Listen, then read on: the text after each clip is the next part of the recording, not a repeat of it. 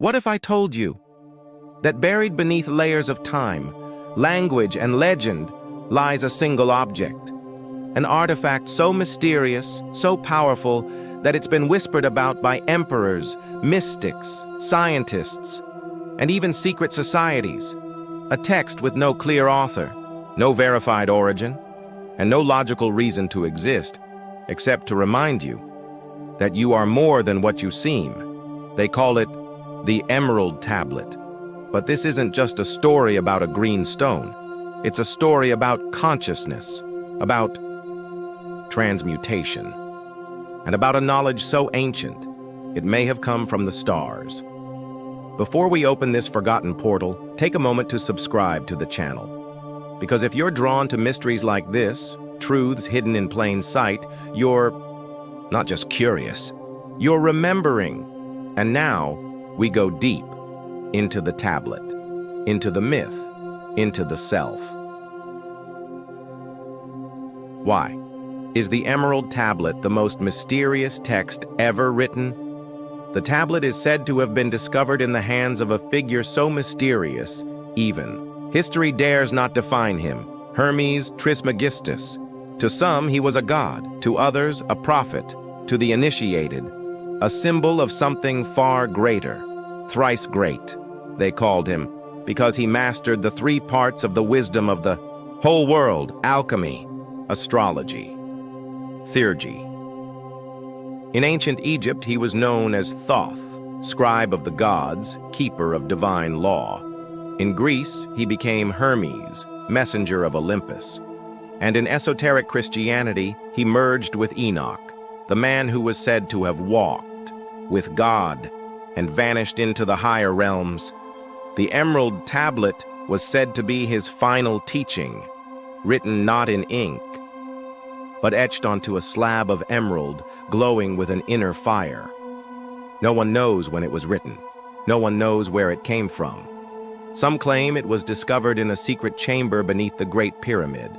Others whisper it fell from the sky, a meteorite engraved by angelic hands. But no matter where it came from, it spoke of everything. Let's hear its voice. It is true without falsehood, certain and most true. That which is below is like that which is above, and that which is above is like that which is below, to perform the miracles of the one thing. This is the origin of one of the most powerful esoteric laws. As above, so below. As within, so without. It tells us the universe is not separated, but reflected. That the macrocosm, the stars, the heavens, the divine, is mirrored in the microcosm, our bodies, our minds, our souls. But the Emerald Tablet does not stop there. It goes on.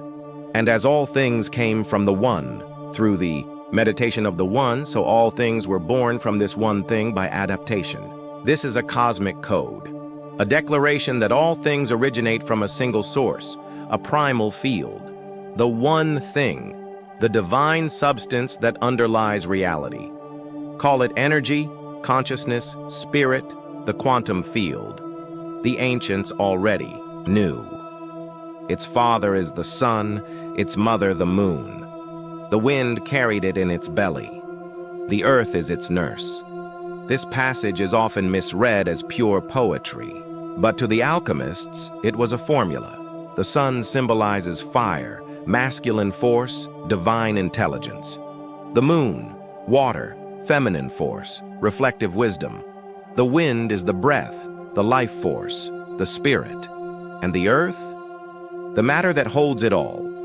This is not just metaphor, it's spiritual chemistry, an encoded roadmap for inner transformation, how to awaken the divine spark inside you. Now here's where it gets deeper. Throughout the Middle Ages and Renaissance, mystics, alchemists, and scholars obsessed over these lines. Why? Because they believed the tablet was the key to the philosopher's stone, the mythical substance that could transform lead into gold and man into God. But gold was never the point. Gold was the symbol, the outer symbol of an inner state. To them, lead represented our base nature, ignorance, ego, decay, and gold, enlightenment, purity, union with the divine. The alchemists. Furnace wasn't just a lab. It was the soul. The fire wasn't only literal, it was inner discipline, sacrifice, awakening, and the emerald tablet was the guide. Here's where it gets even stranger. Sir Isaac Newton. Yes, the very father of modern physics, translated the emerald tablet himself. He studied it obsessively. He believed it contained the principles behind gravity, light, and matter. What did Newton see in these few lines that the rest of us missed? Could it be that the very laws of physics were already encoded in these ancient glyphs? Let's return to the tablet. Separate the earth from the fire, the subtle from the gross, gently and with great ingenuity. This is alchemy's great challenge, to separate what is true from what is distorted, to refine the soul, to transmute confusion into clarity, fear into wisdom. But the line is also practical. It may reference the actual separation of elements, fire from ash, essence from matter. The alchemists use this verse during real chemical experiments, but at its core, it's about self-purification, the process of becoming clear, so the divine light can shine through without distortion.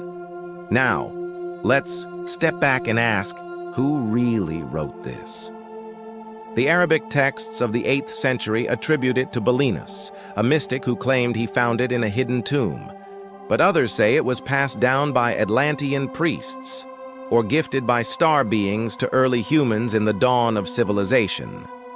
One wild theory, that the tablet was created in a pre-cataclysmic age, perhaps in Atlantis, and preserved through secret lineages.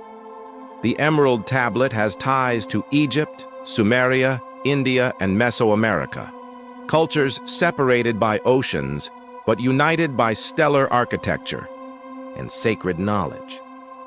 So what if the tablet wasn't written by a person at all?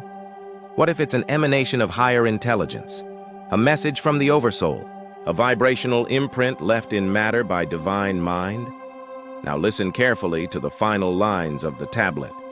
Thus the world was created. From this are and do come admirable adaptations, whereof the means is here in this. It's saying this, knowledge is the mechanism of creation. It's not about the universe. It is the universe. It is the pattern, the seed, the living code. The final sentence strikes a mystical chord. Therefore, I am called Hermes Trismegistus, having the 3 parts of the philosophy of the whole world. That which I have said concerning the operation of the sun is accomplished and ended. But is it truly ended? Because the tablet doesn't really end. It leaves you with a paradox, a doorway. Because once you've read it, once you've internalized it, you begin to sense it was never really outside of you at all. So here's the secret most people miss. You are the tablet, your bones, the earth, your blood, the water, your breath, the air, your spirit, the fire. Your entire being is the philosopher's stone in potential. And your life? The furnace of purification.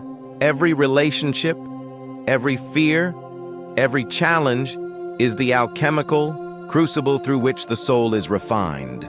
This is the great work, not changing the world outside, but remembering what was always inside. Let's bring it all together. The Emerald Tablet is mysterious not because it is ancient, but because it is eternal. It doesn't belong to any culture, time, or religion. It belongs to consciousness itself, and when you gaze into its green fire, you begin to remember why you came here. Not just to learn, not just to grow, but to transmute, to bring the divine into the dense, to mirror the stars within the clay, to become the one thing. If this message stirred something within you, if the Emerald Tablet whispered your name through the silence, subscribe now, because this is just the beginning. we explore the mysteries not to escape this world, but to awaken within it, because you are the philosopher's flame, and the great work has already begun.